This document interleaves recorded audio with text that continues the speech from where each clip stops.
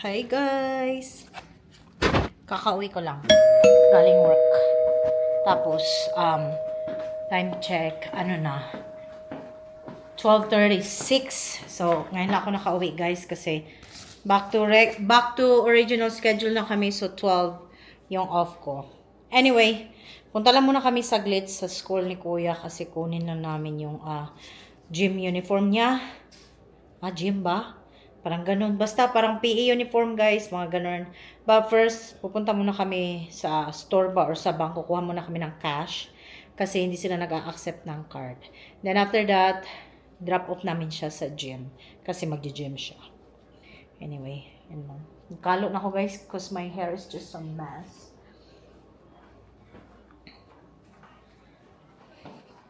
Hello. What you doing? Lo, you see guys, she's very careless. I forgot about the wall. Look, oh, imong kuan sa imong hair. Get it. Ken's got a good haircut. What do you think about your haircut? Do you like it? Why not? That's a nice haircut. Is it? For me, huh? Okay, why did you pick that haircut then? Huh?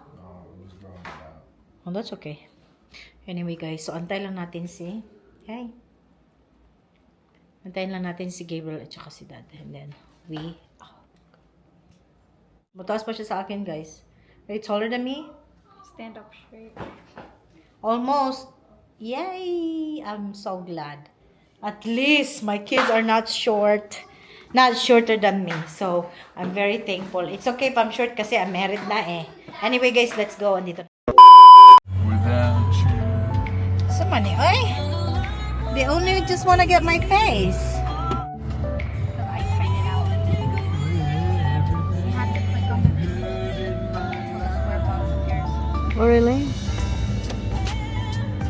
Great. Andito kami ngayon sa bank. Two-story. Kuha lang kami ng Gabriel konting... wants a two-story. Well, we're gonna do that in Camellia, Gabriel. Gabriel wants cold and cold. Not here because here it's so expensive. You know what it is? Plus, we don't need a new house, guys. Talaga. You know what it is? The first. Kuha muna kami ng salakpi. Gotta go to the Pangit, oh. It's okay. Because the line is still long there. Ang taas ng pila. Grabe, wagas. Anyway, so nakapila kami ngayon dito. the first. Kukuha lang kami ng konting pambayad sa uniform ni Kuya. And then, diretso na kami sa school. Madaming sasakyan, so yeah. Sa ngayon kasi, ang mahal talaga na bumili ng house. So, we're thankful kasi meron na kaming house na cheap. Cheap siya ba? Kasi nung unang panahon pa to ni asawa ko binili. Tapos, cheap din ang mortgage namin. Go, baby. Card is. Kailangan lang namin i-improve. Which is, dinadahan-dahan naman namin guys. Syempre, ganyan talaga pag hindi maraming pera sa gilid-gilid, di ba? Kasi hindi kami sanay na inuutang yung mga bagay-bagay. As much as possible, babayaran namin ng cash. Card is. Okay, so tara guys.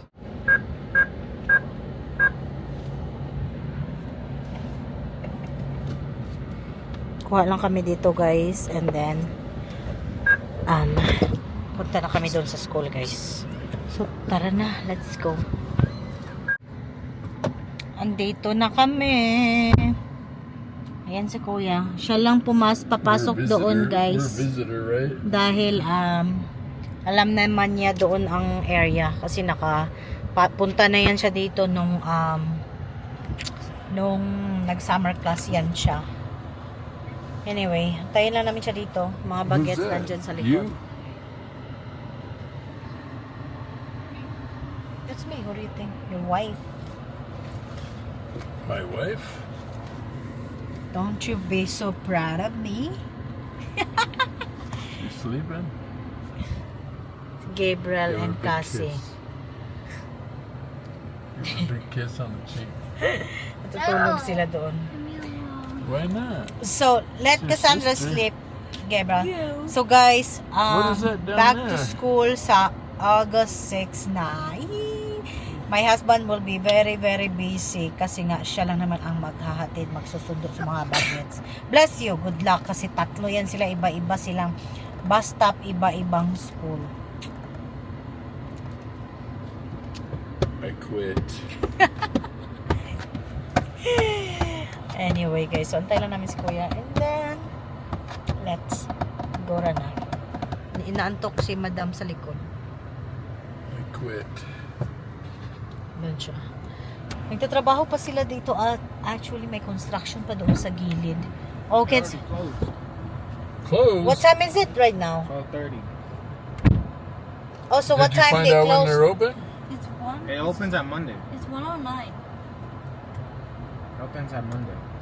And it ends at 12:30. It ends at 12:30? Yeah.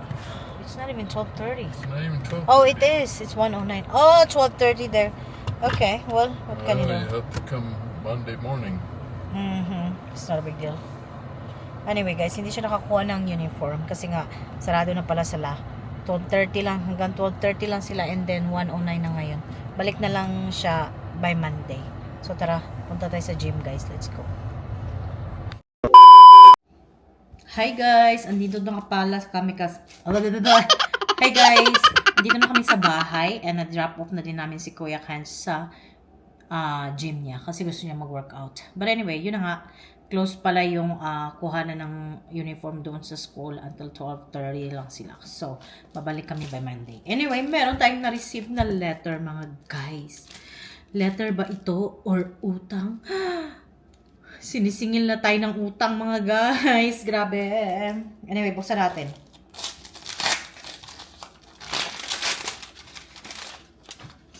Ayan.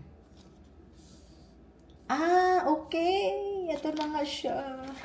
Sobrang excited ko mga guys kasi ito ay umutang ako, in short, damit lang naman sa isang store sa Kohl's kasi napagtanto ko kasi mga guys, ilang years na ako dito sa Amerika, we never use credit card. Me. Ako hindi. Meron si asawa ko, syempre. At part ako ng credit niya. Ang problema is, kapag siya pala yung main account ng credit na yon, sa kanya lang, sa credit score niya lang ang tataas. Gets niyo ba mga guys? Credit score lang. And dito, nagtry akong utangin ang camera na to. Kasi gusto ko nga talaga. The only problem, hindi ako nakapasa kasi nga wala daw akong credit score. So, dito pala mga guys, kahit naman siguro dyan sa Pinas, no? Credit score dito is very, very important. Hindi ka basta-basta makakabili ng bagay na ganito ang amount kapag wala kang credit score. Kasi dyan kasi number 1 nila patutunayan na magaling kang magbayad ng jutang. So, importante dito ang jutang sa Amerika mga guys. Pero, wag naman yung to the max na utang. Dapat utang lang na ano.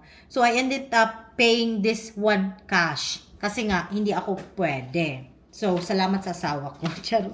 But anyway, na-receive na po natin mga guys. So, nag-start ako mag-utang ng damit doon sa Kohl's. Tapos, meron akong utang na 300. Ngayon, kailangan ko siyang bayaran $29 a month. So, August 21 yung due date. So, which is not bad. Ang sabi ng asawa ko, pag, for example daw, pag 29 yung utang, gagawin ko daw 50 yung aking babayaran monthly. Hindi yung i-paid off ko agad. Kasi before guys, 2 years ago, nag-utang ako kasi gusto ko nga ma-build up yung credit ko. The only problem is, gi-paid off ko siya agad the next month. So, hindi pala dapat ganun mga guys. Kasi nung nag-apply ako nito para mautang ko nga siya, is sinabi na walang naka-record ako doon na credit, whatever. So, kasi nga, hindi naman din kami nangungutang. If sa mga bagay lang na ano utangin mo pa ba, diba? But anyway, yun na nga. So, hopefully, this one is start na. So, dapat sabi ng asawa ko, pag malapit ka na ma-paid off dito, like $50 na lang natira, ang gagawin mo, uutang ka na naman. Pero hindi na yung mga 300, siguro mga 200 ganyan, ibang stuff na naman ang utangin mo. Para daw yung credit score ko is mag-build siya ng mag-build. Ganun mga guys, utang is life sa Amerika mga guys, 'di ba? Utang is life. So, umpisahan na natin mangutang. Mga konting bagay lang mga guys just for my credit score to go up, 'di ba? Para naman in the future, kung gusto mo bumili ng sasakyan, umutang na sasakyan, it's easy for them to get you approved. But anyway, mag-relax na muna si Mamshi mga guys. Like, katatapos ko lang and we're gonna cook some dinner later. Let's go! Hi guys! So, time check. Mag-alas 5 na po dito sa amin mga guys, no? And, I think I should put my camera right. Prepare na tayo ng dinner nila. Actually, kanina pa po ako nakaluto. Well, chika-chika with my Franny. Dahil nagchika-chika po kami mga guys. And then, so ito na yung ginawa ko. Let's see. So, ito for kuya. Ayan. Merong, ano dyan. That's chicken breast na minarinate ko guys. And then, giprito ko lang siya konti. Ayan. So, depende na sa kanya kung anong partner niya dyan. And ito, that's tacos ni asawa mga guys. Ayan po ay beef. Ayan. Okay? Alam niyo na, usual. Beef is life. Hindi pwedeng ang tacos niya ay pork. He don't really eat pork, guys. Kaya, anyway, hintay lang po daw ni Gabriel.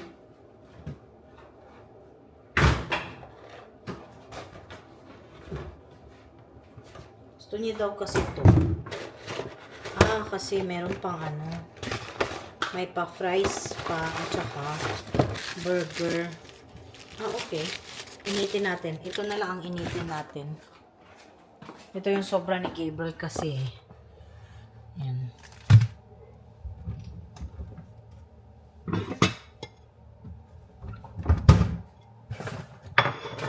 Initin natin saglit. Pati itong fries.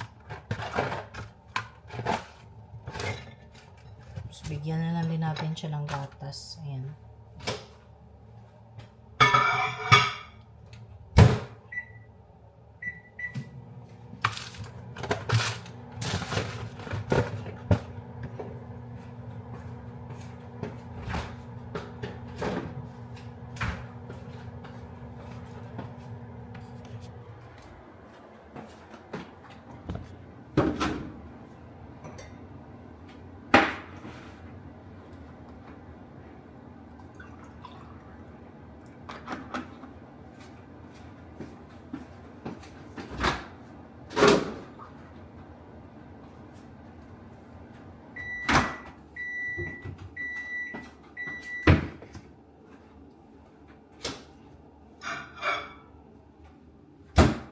Ito na.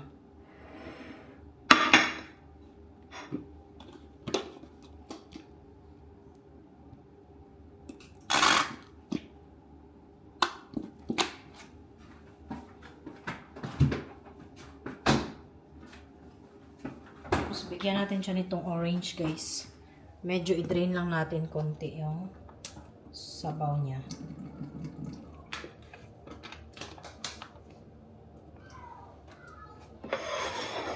Yan. Simple dinner. Tapos pag gutumin yan siya mamaya guys, kainin lang din siya ulit. Ganyan kasi yan siya pag kumakain. Hindi talaga yung to the max na palakain ba. Amerikano talaga guys.